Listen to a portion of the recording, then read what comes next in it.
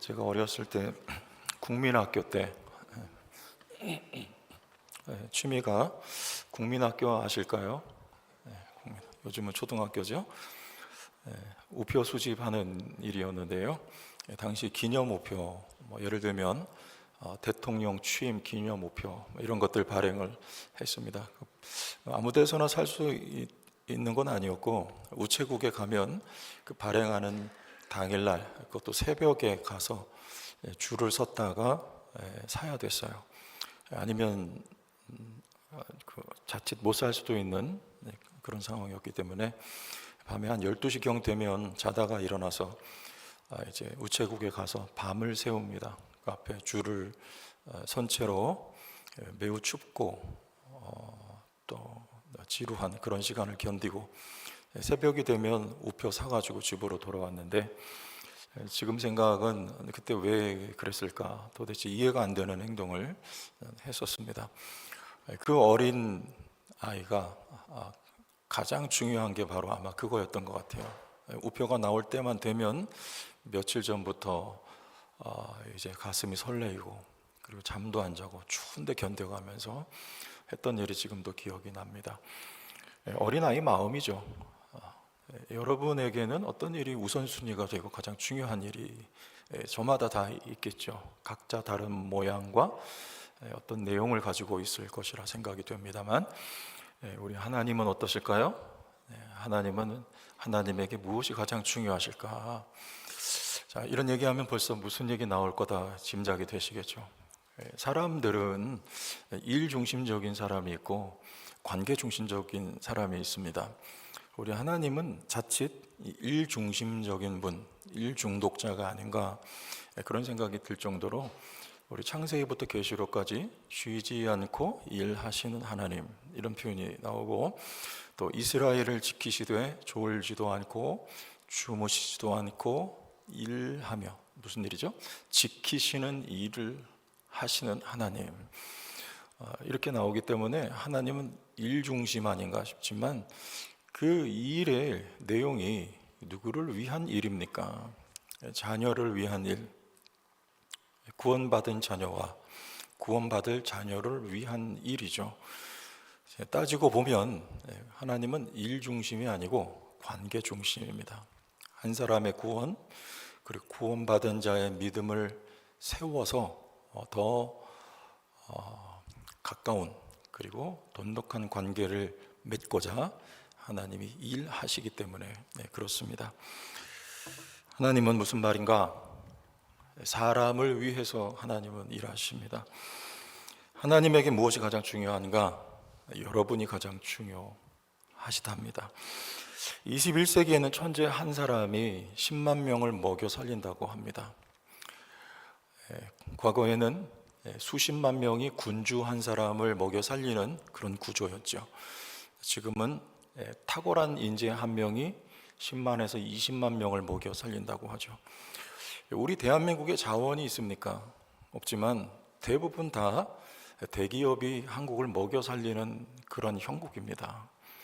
인재가 중요하다는 이야기, 사람이 중요합니다. 그래서 기업에 있어서도 인재 경영 이런 말이 또 인사가 만사다 이런 말이 굉장히 중요한 진술 그리고 가치로 여겨지고 있습니다. 무슨 말입니까? 우리 일반사에 있어서도 사람이 중요한 거는 틀림없는 진실 그리고 진리와도 같은 내용입니다. 성경에서도 한 사람이 얼마나 중요한가 많은 예를 들어 설명할 수 있습니다. 하지만 오늘 멀리 가지 않고 베드로 한 사람 매우 중요합니다. 베드로는 키를 가진 사람 같아요.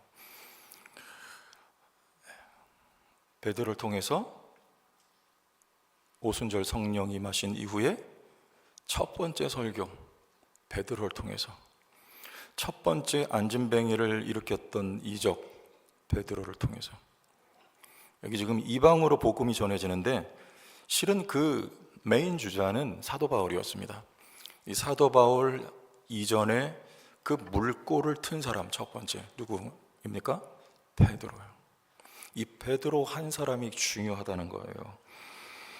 만약에 베드로가 순종하지 않았더라면 오늘 말씀에 순종하지 않았더라면 땅끝까지 복음이 흘러가지 않았을 수도 있겠다. 사마리아에서 멈췄을 수도 있겠다.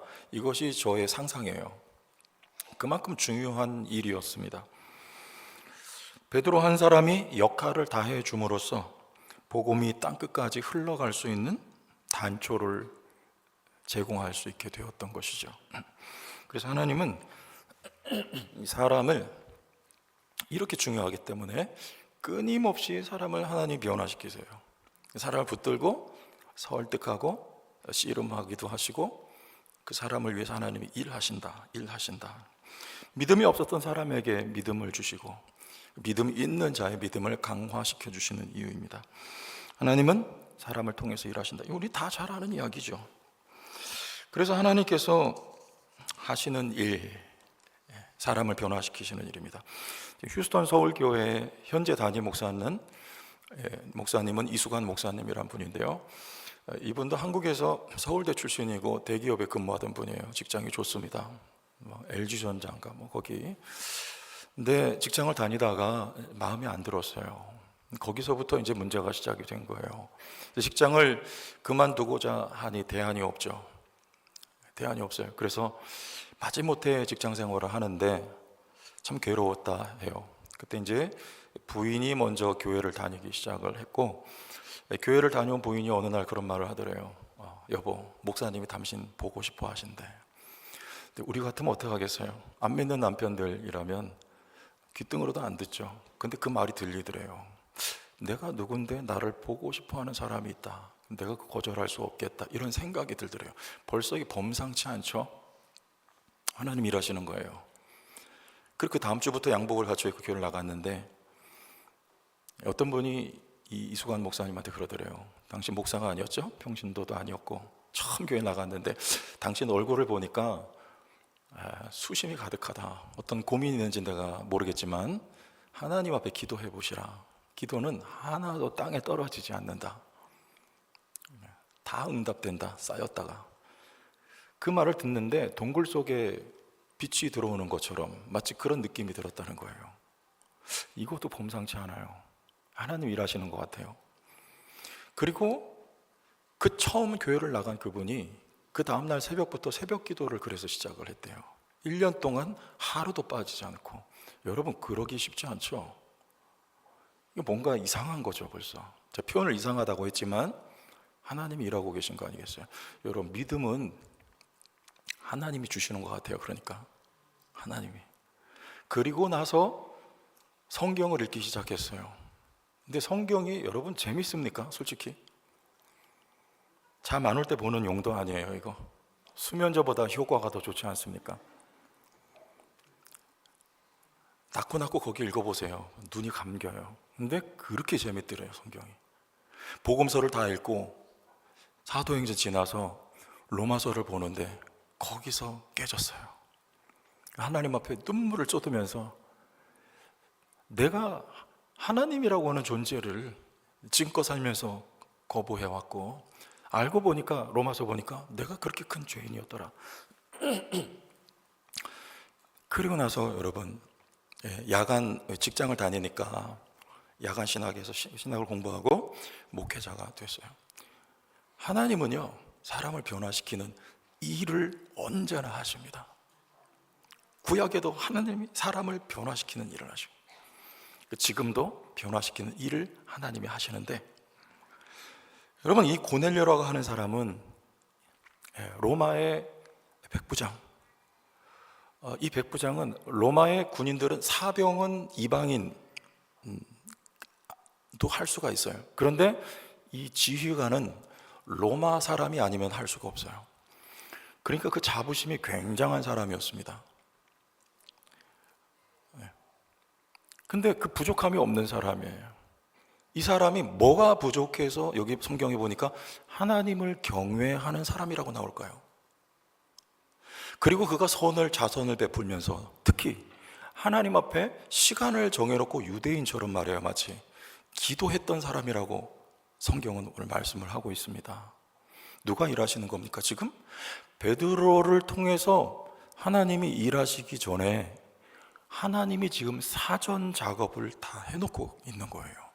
하나님이 고넬료라고 하는 사람, 오늘 말씀해 보면 마치 공로주의를 우리가 생각할 수도 있겠지만 성경은 공로주의를 말하지 않고요, 그가 구제를 했기 때문에 기도를 했기 때문에 하나님 앞에 그가 상달했다, 이 표현은요 그 이면을 우리가 읽을 수 있어야 돼요.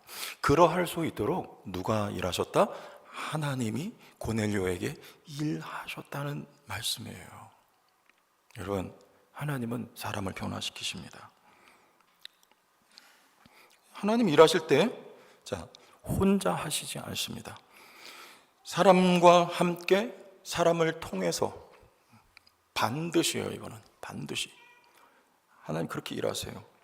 우리는 일의 효율을 위해서 사람과 함께 일하죠. 부교육자 구하기가, 다시 표현을, 요즘 이 구한다 표현 쓰면 또 이게 안 돼. 부교육자 모시기가, 청빙하기가 하늘의 별 따기입니다. 뭐 대도시 지방 할 거 없어요 요새. 참 이거 지금 문제입니다. 다음 주에 저희는 한 분이 오시기로 했어요. 이사를 벌써 오셨고. 근데 여러분, 부교육자가 왜 우리가 부교육자를 모시느냐? 효율을 위해서죠. 목사 혼자 다 하면 개척교회는 할 수 있어요. 규모가 좀 있다 싶으면 목사 혼자 다 하면 제명에 살지 못할 수 있어요. 부평에 있는 한 교회는 2,000명이가 모이는데 목사님 부교육자 두지 않고 혼자 다 했어요. 버스 운전까지 혼자 다 하셨어요. 여기 딸이 그랬어요. 아빠 그러다가 죽는다. 근데 젊을 때 60 초반이면 한참 목회할 때 아니에요? 새벽 예배 준비하다가 뇌출혈 와서 사망하셨어요.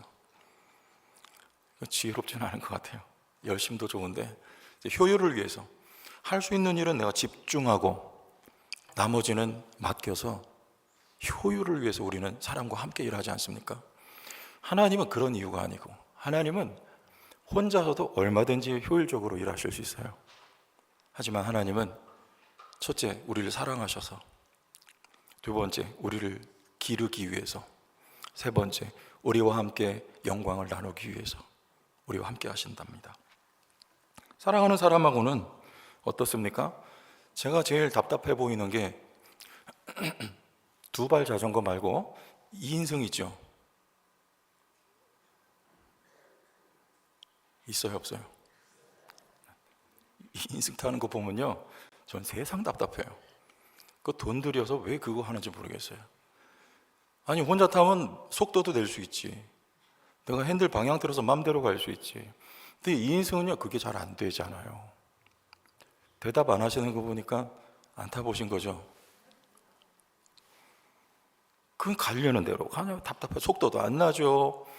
그리고 또 이게 앞사람 뒷사람이 이게 보조가 잘 안 맞으면 넘어질 수도 있어요. 근데 그거 타면서 표정 보셨어요? 여러분, 두 사람이 2인승 타는 사람들 얼굴이 더 해피합니까? 아니면 혼자 타는 사람이 더 행복해 보입니까? 1번, 2번. 2번은 또 뭡니까? 저희 설교를 안 도와주시네. 2인용 1번이에요. 몇 번? 답을 가르쳐 드려도 대답을 못 하셔. 두 사람 타는데 그 천천히 가는데 세상에 행복해 보여요. 누구예요, 이 사람들 정체가? 연인이란 말이에요. 그거 누가 탑니까? 연인들이 타지. 같이 하는 게, 왜 사랑하는 사람은 같이 하는 게 좋은 거예요. 함께 하는 거. 하나님이 왜 우리와 함께 일하시느냐? 여러분 사랑하시기 때문에. 여러분하고 함께 하는 걸 하나님이 좋아하십니다. 절대 혼자 일 안 하세요. 여러분, 우리 어린이들 손을 뭐라 그래요? 고사리 손이라고 하죠. 그 고사리 손으로 뭘 시키면 잔인해 보이죠? 괴모 같아, 괴모. 뭘 좀 아는 부모는 고사리 손을 시켜요. 여러분, 밀가루 반죽할 때 고사리 손이라고 못하게 하면 좀 뭘 모르는 거예요. 세상 밀가루 칠 다 해도 그거 해보라고 하는 부모가 잘하는 거 아니겠어요?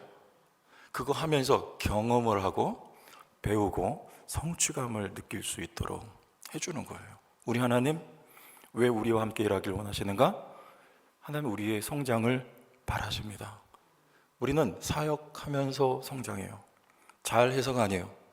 일 망쳐요. 잘못하면 세상 다 밀가루 발라놓는 게 우리예요. 근데 하나님이 우리를 잘하게 하도록 우리와 함께 일하시는 것이죠. 여러분, 피아노를 잘 치는 피아니스트가 있습니다. 근데 이 피아노 고장이 연주회장에 어린 아들을 데리고 왔어요. 옆에 앉혀놓고 시작을, 건반을 얘가 하나를 누르게 해요. 그리고 나서는 화려한 피아노 선율을 채워서 곡을 완성을 합니다. 그때 객석에서는 박수가 터져 나와요. 그때 이 아버지가 아들을 안고서 지켜 세우고 이 연주는 이 아들이 한 것입니다 라고 말하는 아빠. 그와 같이 하나님은 우리와 함께, 우리를 일에 불러서 우리와 함께 일하시고 나서 하나님이 취하실 영광을 우리에게도 허락하기 위해서, 세 번째, 하나님은 우리와 함께 일하기를 즐겨 하시는 하나님이십니다. 하나님은 우리와 함께 일하고 싶으셔서 우리를 사랑하셔서 배우게 하시려고 영광을 나누기 위해서 우리와 함께 우리를 통해서 일하시는 하나님. 근데 여기 중요한 게 뭐냐? 오늘 이 고넬료 사건은 마치 도미노와 같아요. 첫 번째 도미노 칩이 넘어져야, 건드려야지 그 뒤에 도미노 칩이 몇만 개가 있든지 간에 이게 쫙 무너지는 것처럼 고넬료 한 사람에게 하나님이 일해 놓으시고 누군가 가서 건드려 줄 사람, 복음을 전해 줄 사람이 있어야 돼요. 그게 누굽니까? 베드로였어요. 베드로가 가서 일은 하나님이 다 해 놓으셨어요. 그 마음을 기경해 놓으시고 하나님 믿음을 넣어주시고 선을 베풀게 하시고 시간 지켜서 기도 생활하게 해주시고 하나님이 다 일해 놓으셨어요. 여기에 진짜만 갖다 심어줄 사람, 그 사람 바로 베드로예요. 베드로를 하나님이 불러서 당신의 일에 함께하고자 하시지만 안타깝게도 베드로는 처음부터 순종을 못한다는 데 문제가 있었습니다.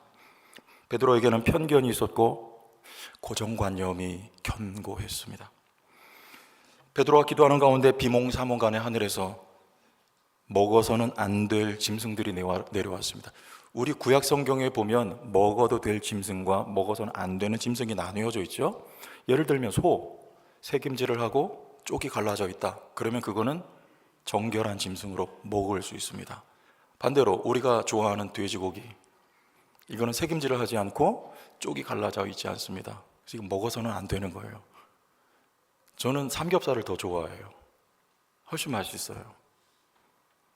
이렇게 나눠져 있어요. 생선을 보면 비늘과 지느러미가 있어야 돼요. 그러면 먹을 수 있어요. 그런데 낙지나 문어 같으면 먹으면 안 돼요. 꼭 이상하게 맛있는 건 먹지 말라 그래요, 성경에서. 낙지, 문어 얼마나 맛있어요. 근데 베드로는 나는 그거 하나님, 내 평생에 그거 먹어본 적이 없어요. 먹을 수 없어요. 왜 나한테 그거 먹으러 갑니까? 여러분, 이게 뭡니까? 고정관념이었어요. 그런데 하나님 뭐라 하세요? 이게 실은 그 진의는 뭐냐? 왜, 여러분 생각해 보세요. 왜 새김질을 하거나 쪽이 갈라져 있으면 정결할까요? 그렇지 않으면 왜 부정합니까? 성경에는 이유가 나와 있질 않아요. 이건 뭐냐면 순종 말하는 것입니다. 하나님이 그렇다 하면 그런 거고 하나님이 아니라 하면 아니라는 거예요. 이걸 뭐라고 하냐? 주권이라고 하는 것입니다. 여러분, 유대인이나 이방인이나 로마서에 보면 다 그저 그래요. 그저 그렇다는 말은 다 더럽다 말이에요. 그런데 하나님이 만세전에 뭐 한 사람이 있다고요? 여기 내려가야지 대답을 하실려나 보다. 마이크. 만세전에 뭐가 있다고요? 택한 사람이 있어요. 누구 주권입니까? 왜 나는 안 택하고 왜 쟤는 택했나요? 바울이 뭐래요? 토기장이가 주권이에요. 하나의 그릇은 거룩하게 사용하고 깨끗하게, 하나의 그릇은 천하게 사용할 권이 있을까요? 없을까요? 하나님 주권이에요. 어떤 사람 다 더럽고 다 죽어야 되는데 어떤 사람 하나님 택해서 너는 의롭고 너는 깨끗하다. 그게 믿음 주셔서 이걸 뭐라고 하냐면 칭의라고 하는 거예요. 하나님 주권입니다. 여러분, 어떤 짐승은 먹어도 되고 어떤 짐승은 먹으면 안 되느냐? 하나님 주권입니다. 실은 다 안 되는 거예요. 하나님 주권이, 하나님 거룩하다 하셔서 먹을 수 있는 거예요. 그러니까 지금 유대인들이나 베드로는 아직도 정확하고 깊이 있는 말씀에 대한 지식 없이 편견 치우쳐 있죠. 그리고 그게 깊이 뿌리 내리고 있습니다. 온전치 못한 지식, 그걸 고정관념이라고 하지 않습니까? 여러분, 오늘날도 우리 교회 교인들 속에 또 제 속에 많은 편견과 고정관념이 있다는 거 혹시 아세요? 그게 꺾여지지 않으면 거대한 이 복음의 물결, 이게 흘러가다가 거기 막혀 멈출 수 있어요. 하나님 우리를 통해서 일하시기 원하시는데 내가 어떤 그런 불완전한 고정관념에 갇혀 있다면 말입니다. 그럼 오래 믿은 사람하고 새신자하고 장단점이 있습니다. 오늘 말씀해 보면 새신자에 해당하는 고넬료는 즉시 순종합니다. 그러나 오래 교회 다닌 성도에 비유할 수 있는 베드로는 아니에요. 반복이 필요해요. 16절. 이런 일이 몇 번? 한 번, 두 번, 세 번. 한 번 하나님 말씀하셨을 때 안 들어요. 왜 내가 그걸 먹어요? 두 번 합니다. No. 세 번까지 하나님 하시는 거예요. 여러분, 새신자의 장점은 뭔가를 가르치면 금방 흡수해요. 장점이 있어요. 나이가 어릴수록 또 그래요. 단점은 뭘까요? 안정감이 떨어진다는 거예요. 지금은 잘하는 것 같은데 이분이 언제까지 저렇게 할 수 있을까? 이런 생각이 우리에겐 들어요. 언제까지 교회를 잘 나올까? 안정감이 부족한 거죠. 근데 오래 신앙생활한 성도는 장점이 뭡니까? 제가 어릴 때 설악산 가서 울산바위를 보면 야, 기가 막히더라고요. 처음 본 울산바위. 근데 지금도 가보면 아직도 그 자리에 똑같이 서 있어요. 오래 신앙생활한 분들은 그런 안정감이 있습니다. 바위 같아요. 그분들이 교회를 지켜오셨어요. 하지만 그분들의 단점이 있을 수 있는데 그게 뭘까요? 요게 고부라지지 않는 고정관념, 편견이 있을 수 있습니다. 훨씬 확률이 높아요. 예를 들어서 제가 들은 이야기입니다. 목사님들 모임에 갔는데 그런 이야기를 하세요. 이 목사님은 강단에 신발을 벗고 올라오는 것보다 신발을 신고 올라오기를 원하셨대요. 그런데 성도님들이 다 반대를 해가지고 지금도 신발을 벗고 슬리퍼 신고 올라오신대요. 여러분, 이게 뭘까요? 성경에 그런 말씀이 있습니까? 우리 교회는 다행히도 신발을 신고 올라오는 게 예전부터 이게 습관이 돼 있어가지고 그럴 것 같으면 찬양단 다 신발 벗고 올라와야 되고 우리 찬양대 다 신발 벗고 올라오시기를 바랍니다 라고 말할 수 있겠지만 그렇지 않아요. 얼마나 불편합니까? 여러분, 이게 진리입니까? 아니면 성경입니까? 아니죠. 편의성을 생각하는 거예요. 단지 이게 훨씬 편하니까. 성경엔 여기에 대해서 하나님이 여러분, 이 강단 위는 거룩한 곳이고 그렇게 생각하세요? 아직도? 여러분 앉아 계신 청중석은 덜 거룩합니까? 성경에 그런 내용 없어요. 이걸 뭐라고 합니까? 고정관념이라고 그러는, 편견이 될 수도 있어요.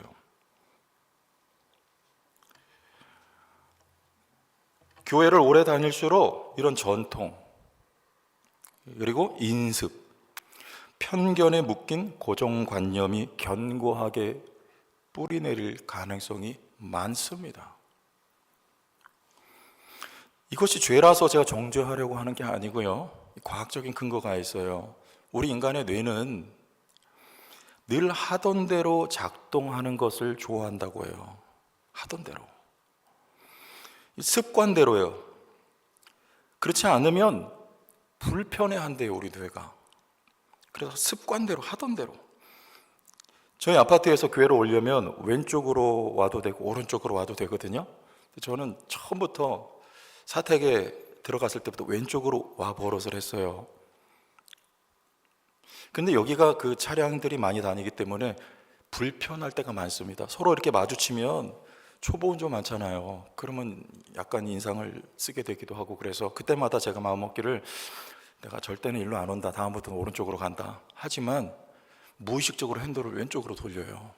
제가 느끼는 게 뭐냐면 습관이 참 무섭다. 하던 대로 해요. 왜냐하면 이 습관대로 해야 에너지가 가장 적게 든다고 합니다. 그거를 늘 하던 대로 하는 걸 좋아한다는 거예요, 인간은. 그래서 뭔가 새로운 것을 우리가 요구받을 때, 새로운 거, 변화의 기로에 있을 때 그 사실이, 요구받았던 사실이 싫은 게 아니고 변화가 싫은 거예요. 늘 하던 대로 그냥 내비둬. 과학적인 근거가 있다는 거죠. 베드로도 사실 여부를 따져보기보다 늘 먹지 않던 거예요, 그걸 먹으라고 하니까 거부감이 얼마나 컸겠어요. 고정관념. 그럼 이런 말 들어본 적 있으세요? 주는 거 없이 싫은 사람. 저 사람 주는 거 없이 싫어. 고개를 끄덕이는 분들 주는 거 없이 싫어. 아니 좀 꼴보기 싫어. 왜 그래? 저 사람 왜 이렇게 얼굴이 저래? 그게 무슨 말입니까? 그 사람은 평소에 내가 생각한 자고로 사람은 이래야 돼. 사람이란 말하는 거 이래야 돼. 생각하는 거 이래야 돼. 성격이 이러면 좋아. 표정이 이래야 돼. 심지어 옷 입는 스타일까지 이래야 되라고 내가 가지고 있었던 생각이 있어요. 여러분, 그 편견일 수 있습니다. 고정관념이 돼 있어요. 그래서 누군가를 만나면 거기서 벗어나면 주는 거 없이 싫은 거예요. 사실 아니죠. 이런 분들은 좀 바뀔 필요가 있어야 돼요. 적어도 리더가 되기는 어렵습니다. 리더는 다 품어야 되잖아요. 호불호가 있겠지만 바다같이 품어야 지도자가 되지 않겠어요? 순종하는 일이 중요한데, 여러분, 순종을 위해서 우리에게 필요한 두 가지 태도가 있습니다. 첫째는 겸손한 자세예요. 저 당회할 때 우리 장로님들 계시지만은 그런 생각을 해봐요. 늘 자문해요. 혹시 내 생각이 부족한 건 아닐까? 내 생각이. 왜냐하면 누구의 말이라도 하나님께서 그 사람의 입술을 통해서 하나님의 뜻을 말씀하실 수 있거든요. 이 가능성을 열어두는 거예요. 그렇지 않으면 담임 목사 고집에 빠질 수 있습니다. 하나님 앞에 기도하죠. 하나님, 제가 어떤 편견이나 고정관념에 빠져 있을 수, 저도 있는 연약한 존재이기 때문에 제 생각을 내려놓겠으니 하나님 지혜를 주시고 하나님의 뜻을 저에게 가르쳐 주십시오 라고 기도하는, 순종을 위해서 우리의 겸손한 태도, 이거 매우 필요합니다. 내가 가지고 있는 거, 내가 알고 있는 거, 여러분 세상에서 제일 무서운 사람은 책 한 권 읽은 사람이에요. 그게 전부거든요. 근데 그게 진리라고 믿어요. 사실. 겸손해야 돼요. 지금 하나님께서 베드로에게 무리한 요구를 하시는 것입니까? 아니면 여러분 생각해 보세요. 베드로가 고정관념에 묶여 있는 것입니까? 겸손한 태도 필요하죠. 중요합니다. 그래야 하나님께서 하시는 그 일에 내가 여러분 쓰임 받을 수 있지 않겠어요? 가야지. 내가 가지고 있었던 그 생각이 꺾여야지. 가서 부정하다 여기는 이방인들에게 복음을 전해줄 수 있지 않겠어요? 겸손한 태도, 첫 번째. 두 번째는 작은 순종부터 연습하는 거예요. 19절 봅시다. 19절 읽어보실까요? 베드로가 시작.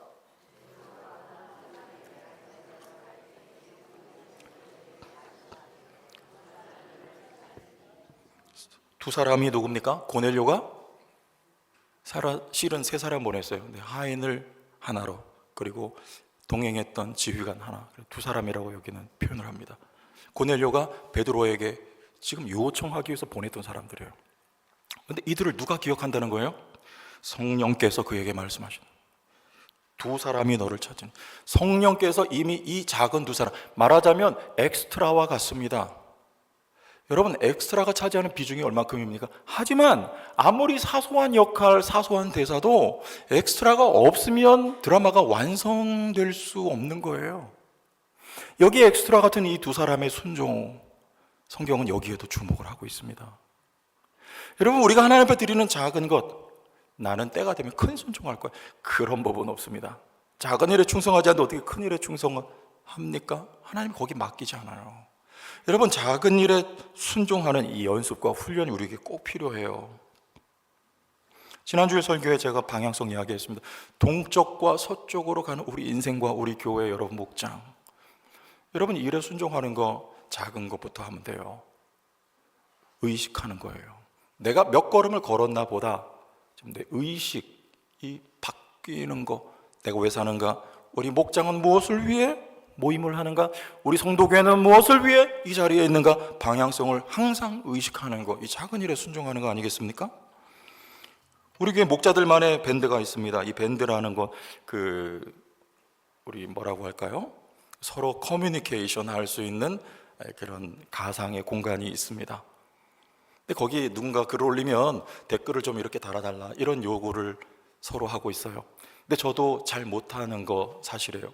뭐 여러분들도 서로 바쁘기도 하고 웬간히 신경 쓰지 않으면 이거 잘 하기 어려운데, 저도 신경 쓰고 순종하고자 많이 애를 씁니다. 왜냐하면 여러분 목장 모임할 때 어때요? 분위기가 칭찬해주고 격려해주고 위로해주고 그 사람 말 들어주고. 근데 우리 목자 모임도 이 목장 모임입니다. 근데 우리 서로는 왜 냉랭할까요? 앞뒤가 안 맞지 않나요? 뭔가 모순되지 않나요? 우리 목자 된 우리는 누구에게 격려와 위로를 받아야 할까요? 말 한마디 우리가 서로 격려해주는 그 댓글을 달 때 어느 누군가는 거기에 힘이 되고, 내가 글을 올렸는데 밑에 댓글이 썰렁하면 여러분 그 힘이 나겠습니까? 작은 일에 순종하는 연습, 훈련. 우리가 예배를 시작하기 전에 하늘 복 많이 받으시라고 인사할 때 잘하는 분들이 계시지만, 예를 들어서 어떤 분이 하늘 복 많이 받으세요, 나는 그렇게 하는데 윙크만 한다, 이렇게. 하늘 복 많이 받으세요, 윙크만 한다. 여러분, 그럼 어떤 생각이 들겠어요? 저분은 언어 장애가 있나? 한 주간 생활하면서 여러분 어느 누군가에게 한번 활짝 웃으면서 축복 많이 받으시라고 축복할 수 있는 기회가 많습니까? 주일날 나와서 우리 사랑하는 성도들에게 마음을 열고 손을 내밀면서 하늘 복 많이 받으시라고 일주일 살아가면서 한 번 하는 이 시간 얼마나 귀해요. 내가 복을 빌면서 내 마음이 복되고 복을 빔을 받는 그분이 축복을 받는 것, 믿습니까? 근데 어느 분 또 그래요. 왜 하필이면 하늘복이냐? 여러분, 하늘복에 땅에 기름진 복이 다 들어있습니다. 영혼이 잘 되고 범사가 잘 되는 것이고, 그의 나라와 의를 구하면 모든 것을 더하시리라는 성경대로 하는 것입니다. 동의하시면 아멘. 작은 순종, 작은 순종. 그래서 우리의 순종의 깊이가, 그리고 넓이가 넓어져 가야 돼요. 내가 가지고 있는 생각, 여러분 이게 내려놓아줘야 돼요. 왜 맨날 그거 시키냐? 저도 자연성이 강한 사람이기 때문에 저도 그런 사람 가운데 하나예요. 맨날 인사 한 번 시키면 돼요. 근데 어떤 분들은 설교하다가 무슨 인사를 한 5번, 6번 시키는 건 좀 과한 것 같아요. 맨날 내 생각 내려놓고 여러분 한번 해보세요. 이유가 있습니다. 순종하면 비로소 깨닫게 되는 것들이 반드시 있습니다. 순종하지 않을 때 보이지 않던 것들이 순종을 해보면 비로소 보이는 것들이 있다, 그 말이에요. 34절과 35절로 가봅시다. 34절은 여러분, 35절은 다 같이 읽읍시다. 34절. 베드로가 입을 열어 말하되 내가 참으로 하나님은 사람의 외모를 보지 아니하시고 각 나라 중 하나님을 경외하며 의를 행하는 사람은 다 받으시는 줄 뭐했도다? 깨달았도다. 새로운 깨달음이 베드로에게 주어지는 것입니다. 욥바에서 가이사랴까지 베드로가 가야 되는 순종이 있었어야 돼요. 자기가 가지고 있었던 편견과 고정관념을 내려놓고 하나님의 말씀대로 갔더니 거기서 놀라운 광경이 목격이 되는 것입니다. 이제까지 보지 못했던, 아니 부정하다고 여겨졌던 그 이방인들에게 베드로가 복음을 전하자 그 말씀을 듣는 현장에 성령이 내려오시는 거예요. 신비가, 기적이, 하나님의 일하심이 목도되는 순간입니다. 여러분, 그때 베드로가 깨달는 거예요. 가보기 전에, 순종하기 전에 몰랐던 새로운 진실과 진리를 베드로가 깨닫게 되는 것입니다. 제 동기 가운데 크로아티아에서 선교하는 우리 크로아티아 목장이 있죠. 그 선교사님이. 근데 저한테 이렇게 메시지 자주 보내는데 그 자랑, 죄송해요 표현이, 자랑질을 그렇게, 선교사 뭔 자랑, 거기 크로아티아 멋지다. 저는 안 가봐서 모르죠. 가보신 분 아셔요? 그 바다가 에메랄드빛까지 너무 세상에 제일 아름다운 바다예요. 저보러 와보라고, 가이드 하겠다고. 근데 여러분들 한번 가보셔요. 가이드 해주겠대요. 근데 제가 그걸 아무리 상상해도 상상이 안 돼요. 얼마나 아름다운지. 사진을 봐도 잘 못 느끼겠어요. 근데 어느 날 제가 한번 가보면 이거였구나. 가서 봐야, 한 걸음 걸어가야 순종한 만큼.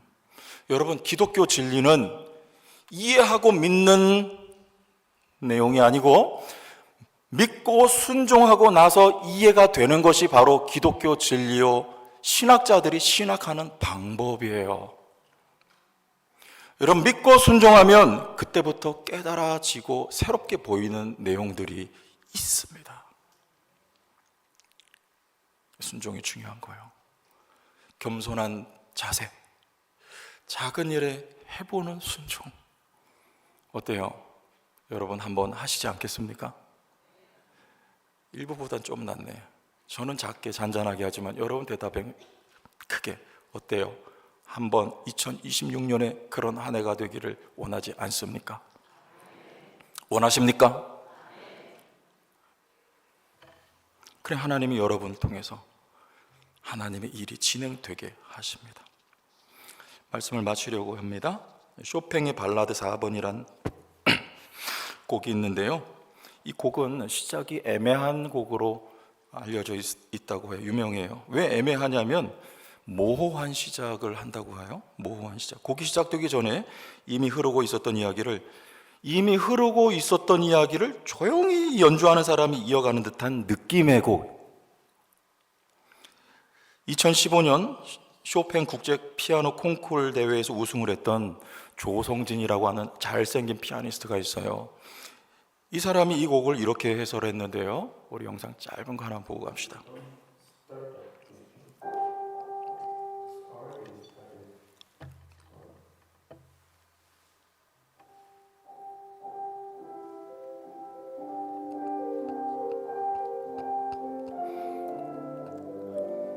여기서 하는 말이 뭐냐면 이 곡은 시작을 연주하지 않습니다. 왜냐하면 이미 시작이 되어 있습니다. 여러분, 하나님은 사람을 위한 일을 항상 여러분 앞서서 연주하고 계시답니다. 그 일에 겸손한 자세와 작은 일에 순종하는 믿음으로 참여하시지 않겠습니까? 현장에서 하나님의 일하심을 목도하게 되고 여러분 새로운 깨달음 가운데 여러분의 믿음이 성장해가는 새해를 맞이하시기를 예수님의 이름으로 축원합니다.